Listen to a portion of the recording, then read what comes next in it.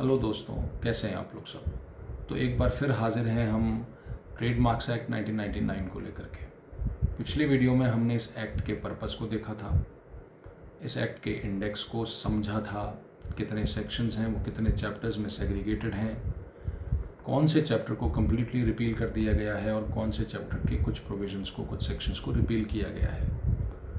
आज हम वीडियो में आगे बढ़ेंगे तो सेक्शन 1 के बारे में बात करेंगे ऑफ द ट्रेडमार्क्स एक्ट 1999, जिसका की हेडिंग है short title, extent and commencement.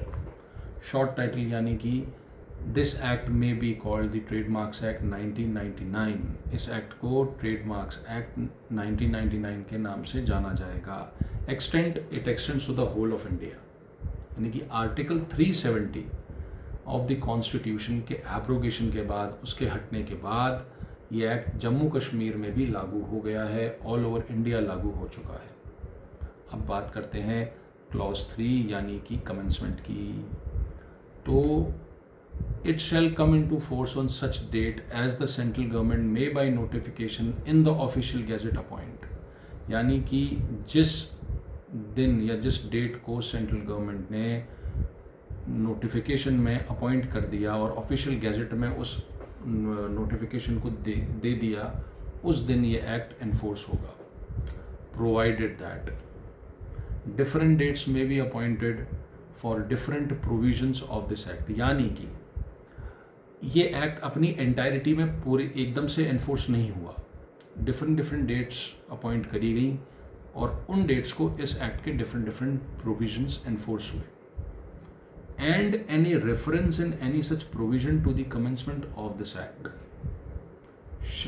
shall be construed as a reference to the coming into force of that provision, यानी कि किसी प्रोविजन में इस एक्ट के कमेंसमेंट की बात कही गई तो इस एक्ट के कमेंसमेंट के बारे में वो बात नहीं कर रहा है, इस एक्ट का रेफरेंस नहीं दे रहा है कि उस दिन ये एक्ट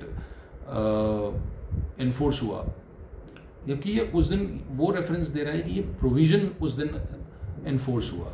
यानी कि सपोजिटली फॉर एग्जांपल, हाइपोथेटिकली मान लेते हैं कि सेक्शन 4 ऑफ द एक्ट 15 को फॉर ऑन सम डेट या किसी भी डेट को एनफोर्स हुआ, तो उसने रेफरेंस दिया, तो वो रेफरेंस ये नहीं माना जाएगा कि 15 तारीख को एक्ट या 16 तारीख को एक्ट एनफोर्स हुआ था, 16 तारीख को वो प्रोविजन एनफोर्स हुआ था, ये क्लॉज 3 कहता है। तो आगे भी हम बात करेंगे इस एक्ट के बारे में, फर्दर इसके सेक्शन 2 को समझेंगे। तब तक के लिए आप ये वीडियो और इससे पहले वाला जो इसका इंट्रोडक्शन है, जिसमें कि इसका पर्पस और इसका इंडेक्स के बारे में डिस्कशन की गई है, उसको ज़रूर देखें। और यदि आपके कोई कमेंट्स हों जो कि मुझे इम्प्रूव करने में हेल्प करें तो वो ज़रूर दें। पॉजिटिव कमेंट्स का रिप्लाई ज़रूर किया जाएगा। Thank you so much.